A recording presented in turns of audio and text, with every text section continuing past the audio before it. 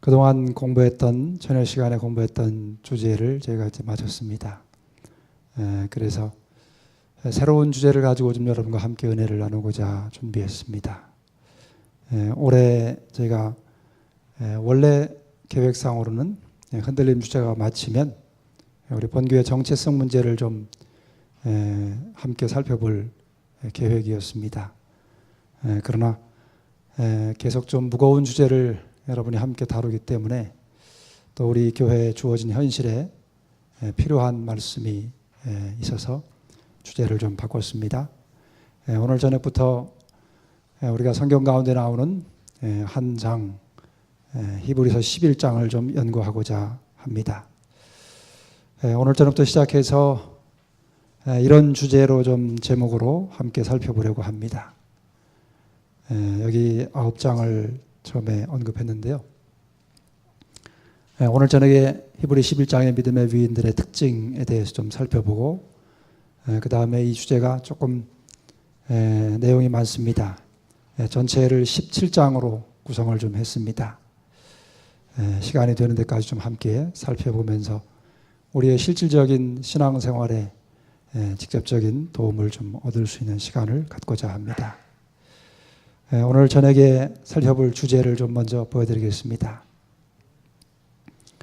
오늘 주제는 이 5가지를 좀 살펴보려고 하는데요. 아마도 다 살펴보기엔 좀 어려울 것 같고 전반부를 한번 살펴보고 나머지 후반부는 다음 시간에 좀 살펴보려고 합니다. 히브리서 11장은 우리가 아는 것처럼 무슨 장이지요? 믿음의 장입니다. 성경에 여러 장들이 있는데 그 장들 가운데 특별한 주제가 붙은 장들이 몇 장이 있습니다. 그 중에 하나가 히브리 11장이라고 하는 이 믿음의 장입니다. 히브리 11장을 우리가 한동안 전에 시간에 좀 살펴볼 것인데요. 여러분이 히브리서 11장을 좀 자주 읽으시면 좋겠습니다. 그 히브리서 11장을 살펴보면서 오늘 저녁은 첫 시간이기 때문에 히브리서라고 하는 이 책에 관해서 잠깐 서론적인 부분을 살펴보고 그리고 내용으로 좀 들어가 보도록 하겠습니다. 히브리서는 신약 성경 가운데 매우 중요한 의미를 가지고 있는 그런 책입니다. 이 히브리서의 원래의 제목은 가장 오래된 그 성경 신약 성경 원어인 헬라어 사본에 보면 이렇게 기록되어 있습니다. 히브리인들에게라고 이렇게 제목을 붙여놨습니다. 이 히브리서를 기록한 기자는 사도 바울입니다. 그리고 이 히브리서가 기록된 연대는 예루살렘이 함락되기 전, 다시 말하면 AD 70년 이전, 예수님이 돌아가시고 나서 근 한 40년 가까이 이렇게 지난 시점에 이 히브리서가 기록이 됐습니다. 이 히브리서를 기록하게 된 그 배경이 있습니다. 히브리서 하면 로마서와 더불어서 조금 어려운 책에 속하는 그런 내용이 여기 기록되어 있습니다. 이 히브리서를 기록하게 된 그 배경적인 것은 AD 70년에 예루살렘이 로마 군대에 의해서 포위되고 또 파괴됩니다. 그래서 지금은 예루살렘 성의 서쪽 벽만 그 형체를 간직하고 남아있고 나머지는 없어졌습니다. 그렇게 성전이 파괴되기 직전에 그 상황을 염두에 두면서 특별히 초기 교회의 그리스도인들을 위하여 이 히브리서가 기록이 됩니다. 초기 교회는 두 부류가 있었습니다. 첫째는 유대인이면서 그리스도인이 된 사람들이 한 부류였고 또 나머지 한 부류는 유대인이 아닌 이방인으로서 복음을 듣고 그리스도인이 된 사람들이 있었습니다. 특별히 이 히브리서는 유대인이면서 그리스도인들이 된 초기 교회의 신자들을 염두에 두고 이 성경이 기록됐습니다. 당시의 구약의 예식법, 다시 말하면 성소에 관한 그 여러 의식법들이 있었습니다. 유대인들은 그 의식법에 굉장히 깊이 오랫동안 그 법을 지켜왔기 때문에 대단히 중요성을 이렇게 의미를 부여하고 있었습니다. 그래서 그런 유대인 그리스도인들을 염두에 두고서 이 히브리서가 기록이 됐습니다. 그 다음에 예루살렘의 AD 70년에 그 예수님이 예언한 것처럼 돌 위에 돌 하나도 첨놓이지 아니하고 다 망할 것이다, 그렇게 무너질 것이라고 말씀하신 그 말씀이 이루어질 시기가 가까이 이르렀을 때에 그와 같은 상황이 발생했을 때에 그리스도인들이 어떻게 그 어려운 혼란한 상황 가운데서 믿음을 지킬 수 있는지를 염두에 두고서 그들을 위해서 기록을 한 책이 히브리서입니다. 무엇보다도 히브리서에서 매우 중요한 내용은 부활하시고 승천하신 예수님의 눈에 보이지 않는 상황에서 그 예수님이 하늘 성소에서 어떤 일을 하고 계신지, 눈에 보이지 않는 그 예수님을 이 땅에서 믿는 그리스도인들의 시선을 하늘에서 봉사하고 계시는 예수 그리스도께로 향하도록 하기 위한 그런 목적으로 기록이 됐습니다. 이 히브리서가 기록될 당시에 초기 그리스도인들은 모두가 다 위기의 상황 가운데 처해 있었습니다. 유대인 그리스도인뿐만 아니라 이방인 그리스도인들도 마찬가지였습니다. 시대적으로 상당히 불안하고 어려운 그런 위기의 때에 이 히브리서가 기록이 됐습니다. 히브리서의 전체적인 주제는 여기 있는 말씀처럼 구약은 사실 오실 메시아에 대한 예언으로 꽉 차 있는 책입니다. 그리고 그 예언에 따라서 예수님이 오셨고 그 다음에 십자가에서 돌아가셨습니다. 그리고 3일 만에 부활하시고 40일 뒤에 승천하셨습니다. 그러고 나서 초기 교회의 그리스도인들은 눈에 보이지 아니하시는 그 예수님께서 무엇을 하시는지에 대하여 그들은 알지 못했습니다. 그래서 그들에게 그리스도께서 지금 무엇을 하고 계신지를 가르쳐 주기 위해서 기록된 책이 이 히브리서라고 하는 책입니다. 특별히 히브리서에서는 하늘 성소에서 예수님이 어떤 봉사를 하고 계신지를 잘 기록해 놓고 있는 책입니다. 이 히브리서 전체의 특징이 있습니다. 첫 번째는 하나님 우편에서 중보하시는 중보자 되시는 그리스도를 묘사하는 책입니다. 그리고 두 번째는 그리스도의 하늘 대제사장 봉사를 언급한 신구약 전체에서 유일한 책입니다.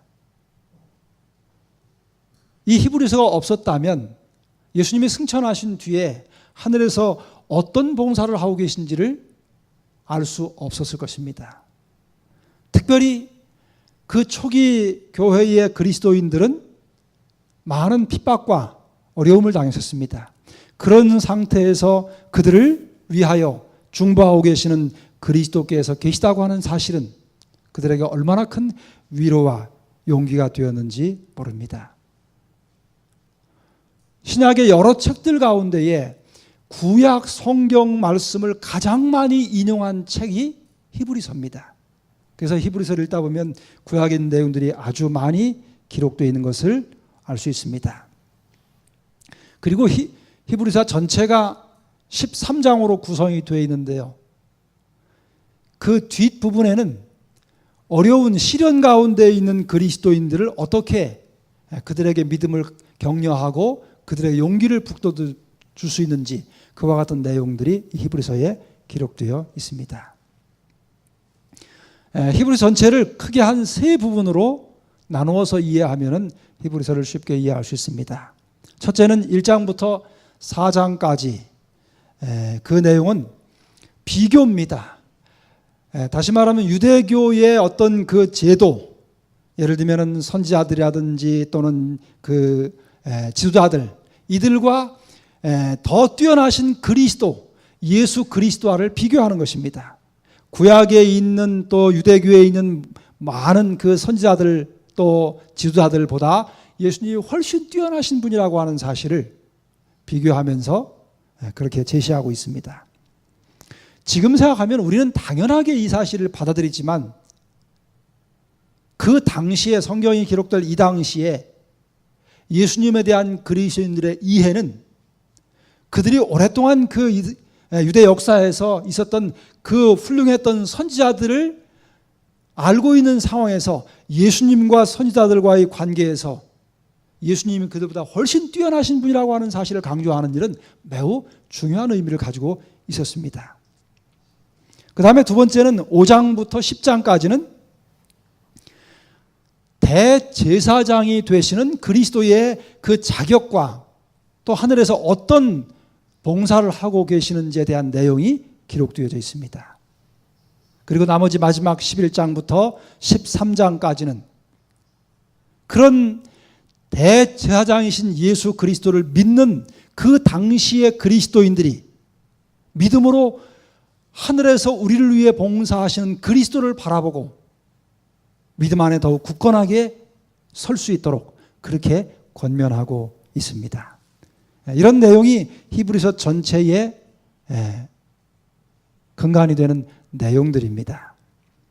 이 내용들을 우리가 다 이렇게 살펴볼 수는 없지만 일단 히브리서를 공부하기 때문에 이 부분들을 한 번쯤은 좀 살펴보는 것이 필요할 것입니다. 이제 우리가 공부하려고 하는 히브리 11장으로 좀 들어가 보겠습니다. 히브리 11장은 너무나도 유명한 그 장입니다. 여러분들도 아마 많이 좋아하시고 또 누구든지 히브리 11장이 무슨 장입니까? 라고 물으면 서슴없이 이야기할 수 있는 그런 성경의 장 가운데 하나입니다. 히브리 11장을 좀 이해하면서 히브리 11장에 등장하는 내용을 좀 간략하게 한번 떠올려 볼 필요가 있겠습니다. 히브리 11장은 비록 한 장이지만 그 적은 분량의 한 장 속에 구약 전체를 들여다볼 수 있는 그런 특별한 의미를 가지고 있는 장이 히브리서 11장입니다. 그 이유인 즉슨 히브리서 11장에 등장하는 인물들 때문입니다. 이 히브리 11장에는 직접적으로 그 이름이 언급된 구약 성경에 기록된 인물들이 16명이 기록됩니다. 여기 보시는 것처럼 아벨로부터 시작해서 라합, 기생 라합에 이르기까지 10명이 언급됩니다. 그리고 그 후반부에 나오는 또 다른 사람들이 6명이 있습니다. 기드온부터 시작해서 사무엘까지. 그리고 그 외에 직접적으로 이름이 거론되지 않은 많은 사람들이 이 히브리 11장에 포함되어 있습니다. 그래서 히브리 11장은 비록 짧은 장이지만 그 안에 구약 전체가 다 포함되어 있다고 말해도 틀리지 않을 만큼 그렇게 아주 광대한 포괄적인 내용을 가지고 있는 장이기도 합니다. 그래서 히브리 11장을 잘 공부하면 구약 전체를 이해할 수 있는 그런 장점이 있습니다.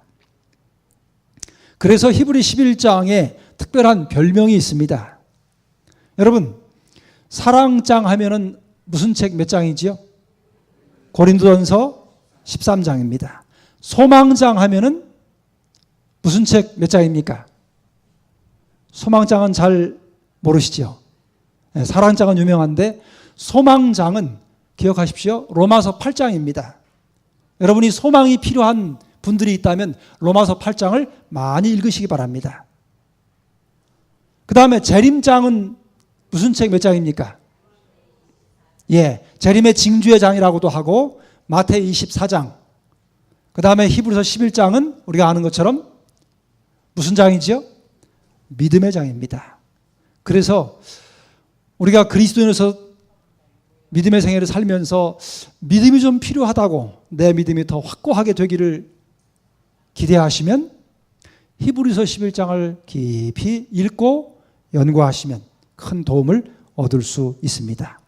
그래서 우리가 이 저녁 시간에 히브리서 11장을 공부하면서 우리의 믿음을 좀 더 키워보는 그런 시간이 되기를 바랍니다. 자, 히브리 11장을 들어가면서 이 첫 부분에 이런 생각을 좀 해볼 수 있습니다. 여러분, 히브리 11장에 나오는 이 믿음의 위인들을 보면서 여러분은 무슨 생각을 하십니까? 아마도 일반적으로 이런 생각들을 하실 거라고 생각합니다. 첫째는 이 히브리 11장에 나오는 인물들은 하나님께서 부르신 아주 특별한 사람들이다. 그런 생각들을 하고 계실 겁니다. 여러분 동의하십니까? 그렇게 생각되십니까? 그 다음에 두 번째, 이 히브리 11장에 나오는 사람들은 적어도 나보다는 그 신앙의 수준이 한 차원 높은 그런 사람들이라고 그렇게 생각할 분들이 많이 있을 겁니다. 여러분 어떠십니까? 히브리서 11장에 등장하는 인물들과 여러분 자신을 비교해 볼 때 어떤 생각을 가지시게 됩니까? 여기 보면 아주 특별한 사람들이라는 생각을 가지고 있는 분들이 많이 있는데요. 왜 그런 생각하냐면 히브리 11장에 등장하는 사람들은 그 하나님을 믿는 믿음 때문에 어떤 사람은 돌에 맞아 죽고 어떤 사람은 톱에 켜서 죽고 어떤 사람은 짐승의 먹이가 돼서 죽기도 하고 옥에 갇히기도 하고 수없이 많은 시련과 환난을 당했던 사람들입니다. 그럼에도 불구하고 그들은 믿음을 끝까지 지킨 사람들입니다. 그래서 우리가 흔히 생각하기에 히브리서 11장에 등장하는 사람들은 나하고는 좀 다른 사람들이다. 이런 생각을 하기가 아주 쉽습니다. 그런데 여러분 가만히 살펴보면요, 여기 나오는 이 이야기가 사실은 그렇게 옳은 이야기만은 아닙니다. 저는 어릴 때 이런 생각을 했습니다. 제가 아주 어릴 때 선생님은 화장실에도 안 가는 줄 알았어요. 혹시 여러분도 그런 생각 하신 분들 있으십니까? 저는 어릴 때 그랬습니다. 선생님은 화장실도 안 가시는 줄 알았어요. 그리고 지위가 높은 분들 있잖아요. 뭐 군수나 장관이나 뭐 이런 분들은 보통 서민들이 먹고 마시는 것을 먹지 않는 사람들인 줄 알았어요. 지금은 시대가 완전히 개방된 시대라 뭐 정보가 쏟아지는 그런 세대라서 그런 생각들을 별로 안 하지만 저희 어릴 때만 해도 그런 생각이 많았습니다. 그런데 제가 목회를 하면서요, 교회를 섬기면서 깨달은 게 있습니다. 우리가 볼 때 좀 지위가 있고 경제적으로 넉넉하고 또 살기에 어려움이 없는 사람들은 다 행복한 줄 알았습니다. 문제 없는 줄 알았어요. 그런데 교회를 섬기다 보니까요, 사람이 다 거기라는 사실을 알게 됐습니다. 장관, 군수도 대통령도 김치 깍두기 다 먹고 화장실 다 가고 때로 집안에 여러 어려운 일 때문에 고민하고 오히려 어쩌면은 지금은요, 지위가 높은 사람일수록 참 외롭고 스트레스가 많고 우리 평범한 이 보통 사람들보다 훨씬 더 어떤 면에서는 불행한 삶을 사는 부분이 많이 있다는 사실을 알게 됐습니다. 한꺼풀 이렇게 벗기고 들어가면은요, 사람은 다 거기입니다. 특별한 사람이 없어요. 우리가 볼 때 저 아무개 집 참 부럽다라고 그렇게 생각되어지는 집도 그 속내를 들어가 보면 다 거기입니다. 다 나름대로 삶에 무거운 짐이 있고 고민거리가 있고 나름대로 다 힘든 어려운 짐들을 지고서 그렇게 살아가는 것입니다. 옛날 우리가 참 살기 어려울 때는요, 담이 높고 정말 뭐 좋은 차를 이렇게 굴리고 집이 널찍하고 아주 좋은 집에 사는 사람들은 전혀 삶에 어려움이 없는 줄로 그렇게 생각을 했던 때가 있었습니다. 그런데 여러분, 사람들은 다 비슷비슷한 사실이에요. 마찬가지로 말입니다. 성경에 나오는 이 히브리 11장에 나오는 인물들도 다 마찬가지입니다. 그들에게도 시련이 있고 연약한 약점이 있고 그들이 우리하고 아주 차원이 다른 특별한 사람들이 아니라는 사실이에요. 여러분, 우리가 이 성경을 가지고 하나님의 말씀을 놓고서 공부하니까 성경에 기록된 사람들을 대단한 사람들로 생각합니다.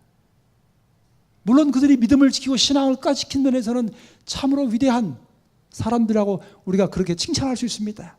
그런데 한번 살펴보겠습니다. 정말 그런가?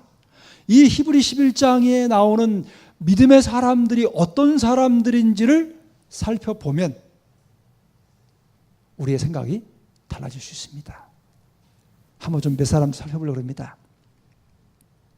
첫째로 이 사람들의 특징이 있습니다. 히브리 11장에 나오는 사람들은 그들이 살아있던 그 당대에는 별로 존경받지 못했던 사람들이라는 사실이에요. 한번 보십시오. 노아. 우리는 노아가 참 믿음이 완전한 사람이라고 생각하지요. 그러나 노아가 살던 그 시대에 노아는 그 시대에 동시대에 살았던 사람들에게 어떤 이미지를 줬던 사람이냐면 광신자라는 이미지를 줬던 사람입니다. 비가 한 번도 오지 않던 그 시대에 산 꼭대기에다가 방주를 짓는데 그것도 하루 이틀이 아니고 1, 2년이 아니고 자그만치 120년 동안 방주를 줬어요. 120년 동안 비가 한 방울도 오지 않았습니다. 이구동성으로 노아보다 똑똑했던 많은 사람들이 노아를 가리키면서 뭐라고 그랬겠어요? 신앙을 해도 하나님을 믿어도 저렇게 믿어서는 안 된다고 손가락질 받았던 사람이에요. 그 다음에 아브라함 어떻습니까? 여러분, 아브라함이 살던 그 갈대아 우르를 고고학자들이 발굴을 했는데 그 당시에 말입니다. 수세식 화장실이 있었고 아스콘으로 포장한 아스팔트가 있었고 여자분들은 아주 최고급 화장품들이 많이 무더기로 발굴됐습니다. 그리고 2층 집이 있었고요. 그러니까 갈대아우라고 하는 그 지역이 상당히 미개한 지역이 아니라 상당히 문명이 발달했던 지역입니다. 근데 그 지역에서 나와가지고 하나님께서 가라고 그럴 때 떠돌이 생활을 갈 바를 알지 못하고 떠돌이 생활을 살았던 그런 사람이 아브라함이었습니다. 모세는 어떻습니까? 모세 우리가 생각하기에 참 위대한 믿음의 사람이지요. 그런데 여러분, 모세도 돌이켜보면 그 40세에 혈기왕성할 때 자기 히브리 민족 괴롭히는 애굽인 보고서 어떻게 했어요? 감정이 복받쳐갖고 주먹으로 그냥 한 대 때리니까 얼마나 군사훈련을 잘 받았는지 한 대 맞고 그 애굽인이 그대로 죽어버렸어요. 그게 발각이 나가지고 죽을까봐 도망한 살인자요, 도망자였습니다. 그래서 여러분, 고린도서 1장에 보면은 여기 이렇게 합니다. 한번 읽어보십시다요. 형제들아, 시작. 형제들아, 너희를 부르심을 보라. 육체를 따라 지혜 있는 자가 많지 아니하며 능한 자가 많지 아니하며 문벌 좋은 자가 많지 아니하도다.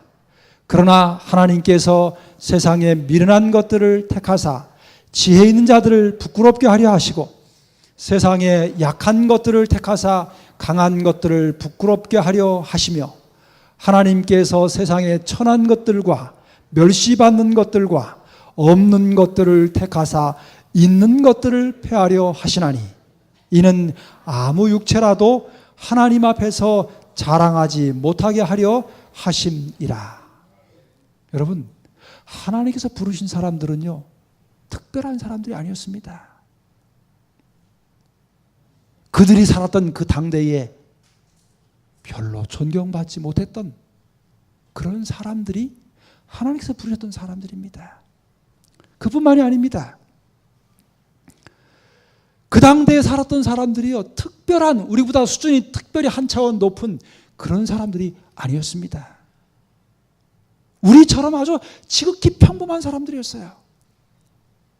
예를 들면 여기 기드온 같은 사람, 여러분, 미디안이 이스라엘을 괴롭힐 때 미디안이 군사력이 강하니까 곡식 같은 거 다 뺏어가고 애써서 농사져 놓으면 그거 다 뒤져가지고 다 가져가는 그 정말 힘이 약했던 그 시대에 기드온이요, 그 자기가 수확한 그 밀을 빼앗기지 않으려고 포도주를 그 짜는 틀에서 몰래 숨어가지고 그거를 타작하던 겁이 많았던 사람입니다. 기드온이 겁쟁이였습니다. 여러분과 저도 겁이 많지요. 그 다음에 모세는 어떻습니까? 모세가 애굽에서 교육은 받았지만 또 머리도 뛰어나고 배운 것도 많았지만 그도 역시 그의 생명의 위협이 닥쳤을 때 그도 자기 생명을 부지하기 위해서 도망칠 줄 아는 지극히 평범한 사람 중에 하나였습니다.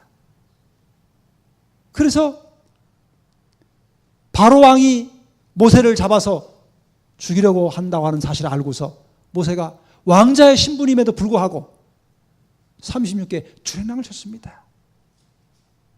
그래서 미디안 광야에 가서 40년을 살았습니다. 모세가 특별한 사람이 아니었습니다. 그 다음에 여러분, 사사 가운데 입다라고 하는 사람이 있습니다. 입다는 그의 출신 성분이 여기 사사기 11장 1절 2절에 보면은 길르앗 사람 큰 용사 입다는 기생이 길르앗에게 낳은 아들이었고 길르앗의 아내도 아들을 낳았더라.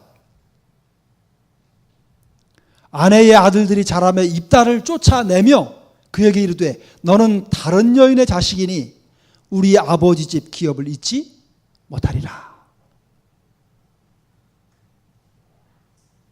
비록 큰 용사라고 입다를 칭찬하긴 하지만 그 출신 성분이 기생의 아들이었습니다. 그 출신 성분 때문에 불이익을 당할 수밖에 없는 아주 지극히 평범한 사람 중에 하나였습니다. 라합은 어떻습니까? 여기 여호수아 6장에 보면은 라합의 출신 성분을 기생 라합이라고 자주 반복합니다. 우리보다 한 차원 높은 특별한 사람들이 절대 아니었습니다. 그저 평범한 사람들에 속했습니다. 그 다음에 더 중요한 한 가지 사실이 있습니다. 여기 히브리 11장에 나오는 사람들은요, 자신들이 스스로 생각할 때 내가 무슨 특별한 위대한 일을 할 수 있다고 생각했던 사람들이 아닙니다.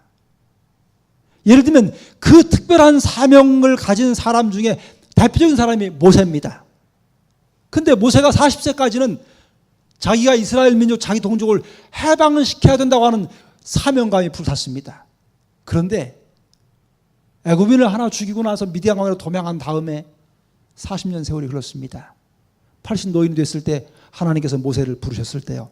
여러분이 출애굽기 3장을 잘 읽어보시면 거기 참 기가 막힌 사실이 기록됩니다. 그게 뭐냐면 하나님께서 그 불타는 가시떨기 나무 앞에서 모세를 부르실 때 모세가요, 자그만치 하나님의 부르심에 5번이나 거절을 합니다. 한두 번이 아니에요. 어떻게 거절하느냐? 3장 출애굽기 3장 11절에 뭐라고 소위 말하냐면 모세가 하나님께 고하되 내가 누구관데 바로에게 가며 이스라엘 자손을 애굽에서 인도하여 내리까? 이게 무슨 말이에요? 하나님, 제가 무슨 특별한 사람이라고 이스라엘 민족을 바로에게서 구원해낼 수 있습니까? 저는 특별한 사람이 아닙니다. 그렇게 말합니다. 그 다음에 그래도 하나님께서 가라고 하시니까 그 다음에 두 번째는 뭐라고 하냐면요, 하나님, 제가 만일에 바로에게 갔을 때 그들이 묻기를 너희 조상의 하나님이 나를 너에게 보내셨다 하면 그 이름이, 너를 보낸 하나님이 그 이름이 뭐냐? 그렇게 물으면 제가 뭐라고 답합니까? 저를 보내신 분이 누가 저를 보냈다고 이야기하면 됩니까? 확신이 없었어요. 그래서 내가 무엇이라고 그들에게 말하리까? 핑계를 대는 것입니다. 두 번째지요, 그걸로 끝나지 않았습니다. 4장 1절에 보니까 그들이 나를 믿지 아니하며 내 말을 듣지 아니하고 이르기를 여호와께서 내게 나타나지 아니하셨다 하리이다. 하나님, 제가 그들에게 간다 하더라도요, 하나님께서 내게 나타나셨다는 걸 믿지 않을 것입니다. 그래도 가라고 하니까 하나님께서, 그러니까 모세가 뭐라냐면 저는 원래부터 말이 현찮은 사람입니다. 제가 말이 능치 못한 사람입니다. 제가 혀가 둔해서 말을 잘 못하는 사람입니다. 그런데 가서 하려면 말을 기가 막히게 잘해야 되는데 저는 말을 잘 못합니다. 그렇게 또 핑계를 대요. 그 다음에 마지막에는요, 주여 제발 좀 보낼 만한 사람을 보내십시오. 저 같은 노인이, 저 같은 사람이 어떻게 감히 그 일을 할 수 있습니까? 저는 도무지 자격이 없는 사람입니다. 제발 좀 보낼 만한 사람을 보내달라고. 그렇게 5번째 거절을 합니다. 그때 하나님께서요, 이 5번 거절하는 모세에게 하나님께서 노를 바라셨다 그랬어요. 여기 출애굽기 4장 14절에 보니까 여호와께서 모세를 향하여 노를 바라시고 가라사대 때 레위 사람 네 형 아론이 있지 아니하냐? 그의 말잘함을 내가 아노라. 그가 너를 만나러 나오나니 그가 너를 볼 때 마음에 기뻐할 것이라. 너는 그에게 말하고 그 입에 말을 주라. 내가 내 입과 그의 입에 함께 있어서 너의 행할 일을 가르치리라. 하나님께서 말입니다. 모세를 보내시는데 사람도 1, 2번, 3번까지 거절하면 그 다음엔 거절을 더 안 하지 않습니까? 모세가 5번이나 거절했어요. 그러니까 하나님께서 화를 내셨습니다. 그 정도로 특별한 사람이 아니었습니다. 지극히 평범한 사람들이었어요. 우리 중에 5번까지 거절한 사람들은 별로 많지 않습니다.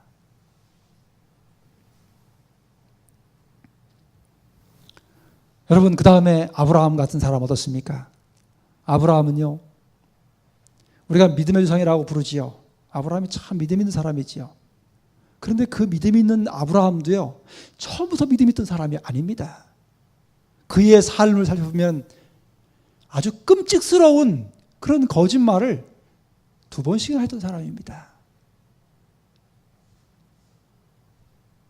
가축을 치는 그 목축업을 하면서 흉년이 들어가지고 풀이 없어갖고 말라서 가축들에게 먹일 양식이 없었습니다. 그래서 애굽으로 잠시 피난을 가는데 아브라함의 아내인 사라가 아주 미인이었던 것 같습니다.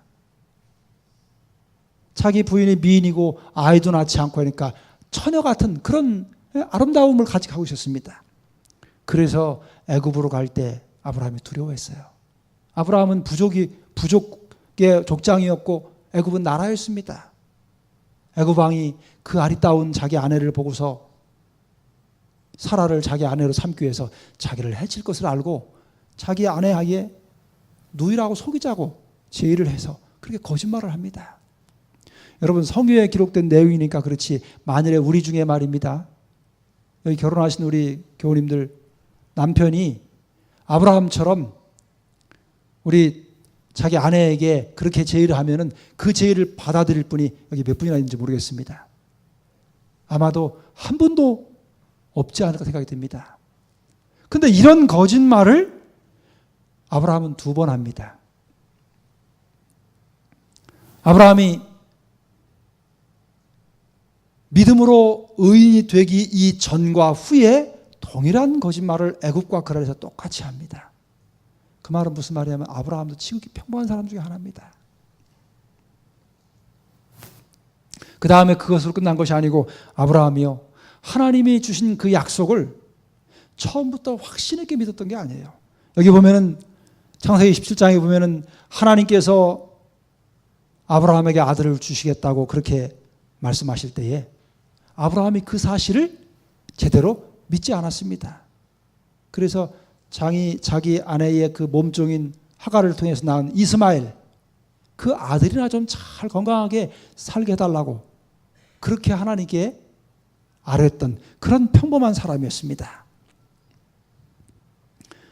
그 다음에 여기 라합은 어떻습니까? 이스라엘 백성들이 가나안을 정복하는 첫 성이 여리고였습니다. 여리고에서 라합은 기생이었습니다. 그런데 정탐하러 온 그 12명 이스라엘의 정탐꾼들 숨겨주고 그 다음에 여리고가 정복될 때 그 가족들과 함께 다 살아납니다.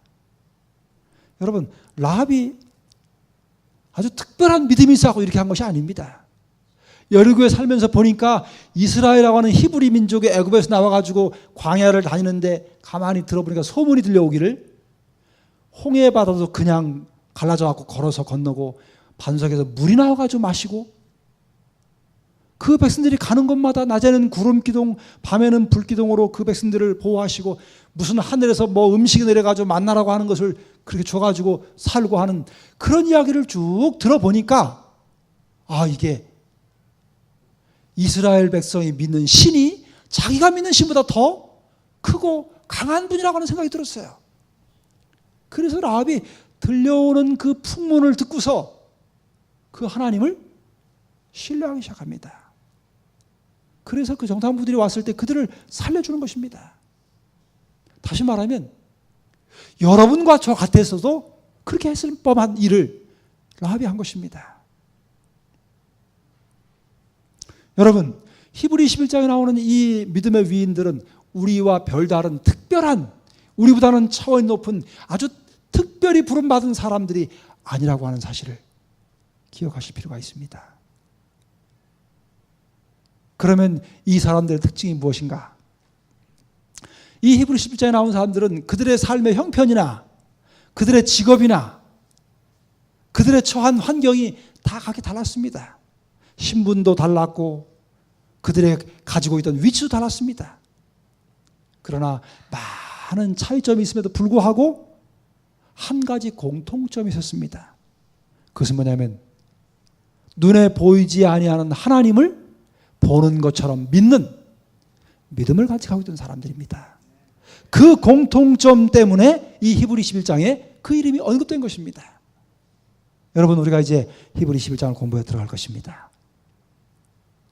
하나님께서는 이 히브리 11장에 기록된 그 귀한 이름들처럼 오늘 이 자리에 있는 우리의 이름도 하늘의 그 믿음의 장에 우리의 이름이 기록되어지기를 기대하고 계십니다.